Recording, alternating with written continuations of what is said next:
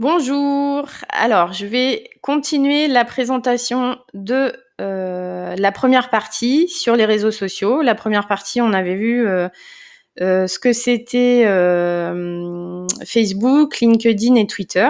Et là, on va enchaîner avec Instagram, Pinterest et YouTube. Donc, Instagram. Vous avez dit image, et ben, comme on dit qu'une image vaut 1000 mots, eh bien, vous êtes au bon endroit. Vous pourrez quand même rajouter plus de texte que sur Twitter, par exemple. Ça fonctionne aussi avec des hashtags pour que les gens puissent retrouver votre contenu. Vous pouvez faire des partages pour votre activité professionnelle via des photos, des vidéos. Il y a aussi des analyses de données pour les entreprises. Vous pouvez aussi avoir des discussions instantanées avec les personnes. Mais attention, Instagram reste une application. C'est-à-dire que pour votre création de contenu, vous ne pourrez le faire que via votre téléphone.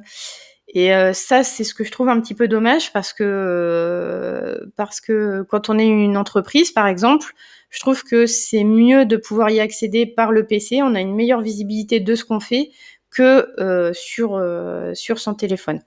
Donc voilà, ça il faut le savoir.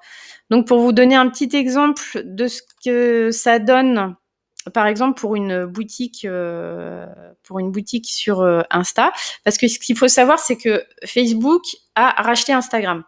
Donc ce qu'ils ont eu comme idée, et non des moindres, c'est de relier la boutique que vous avez créée sur Facebook avec Instagram. Ça, c'est une super idée. Et donc là, vous allez voir que sur votre page Facebook, vous allez voir gérer votre boutique. Donc, vous allez pouvoir gérer votre boutique via Facebook. Et après, cette boutique-là va se retrouver sur Instagram. Et sur Instagram, donc, vous allez avoir, ça va vous donner ça en gros. Voilà, on va dire ça comme ça. Donc là, c'est pareil, vous allez pouvoir avoir les statistiques de vos produits. Vous allez pouvoir faire une présentation à la une de ce qui est le plus important pour vous de montrer. Donc, comme je disais tout à l'heure, les discussions instantanées avec vos futurs ou vos clients. Donc faire une description de votre produit et mettre un lien dans la bio Insta. Donc comme ça, les gens, ils peuvent cliquer directement sur ce lien et aller sur votre site. Mais sur les produits que vous allez présenter dans votre boutique, c'est pareil. Ils vont pouvoir après cliquer directement sur le produit de votre boutique et qui va les emmener directement sur votre boutique de votre site web. Donc franchement, c'est assez intéressant. Donc là, vous pouvez voir plus précisément donc vos abonnés, ceux qui sont abonnés aussi à votre compte, voilà, les photos de vos produits, etc., ce que ça peut donner comme visuel.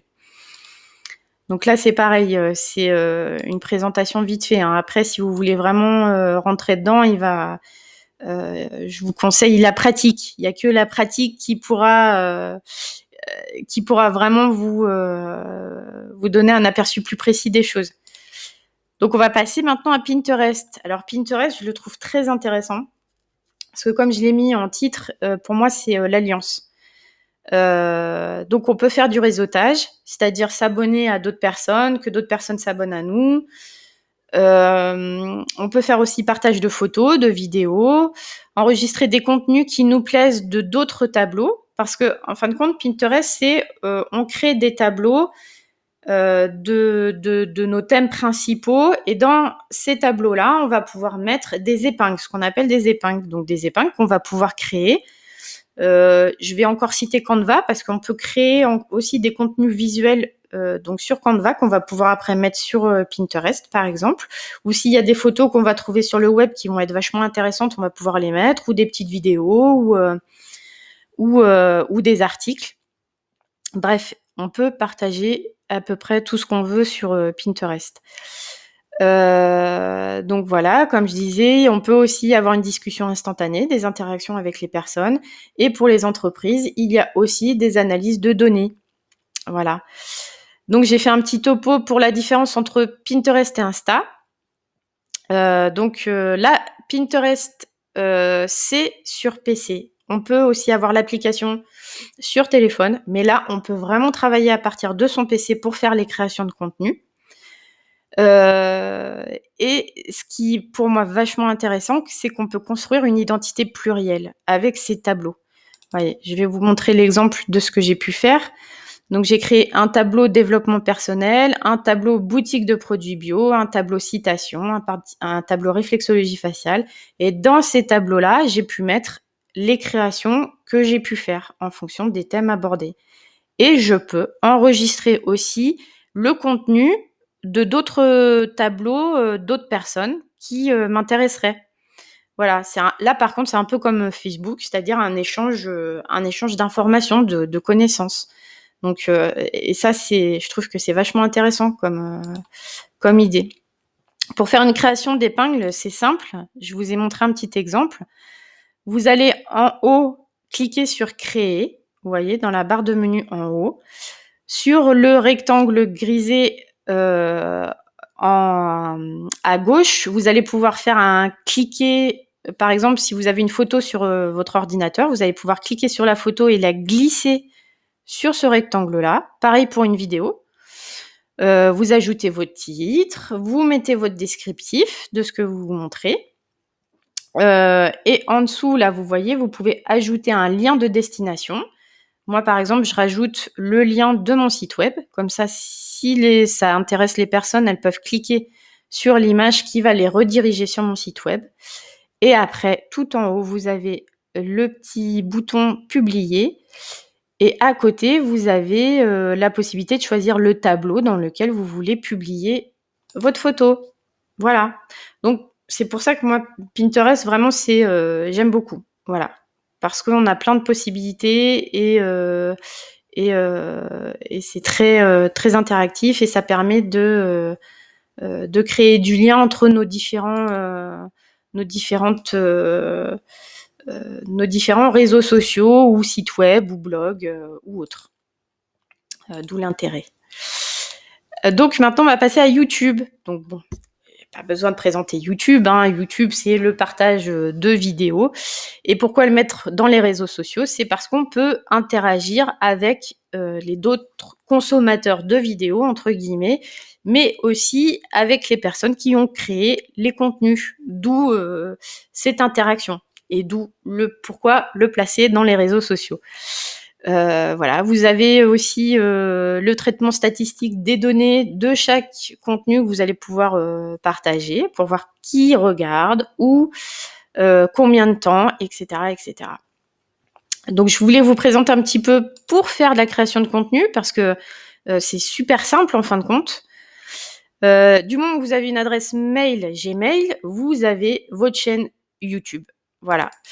Donc, en haut, à droite, vous allez pouvoir voir, quand vous allez sur YouTube, vous allez pouvoir voir vos petites logos de Gmail, de votre adresse Gmail. Vous avez juste à cliquer dessus pour pouvoir après atterrir sur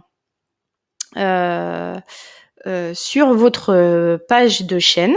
Voilà, vous avez juste à cliquer sur votre menu déroulant en haut, votre chaîne, et vous allez pouvoir après atterrir sur votre page, votre propre chaîne à vous. Donc là, moi, j'ai créé un visuel pour présenter ma chaîne.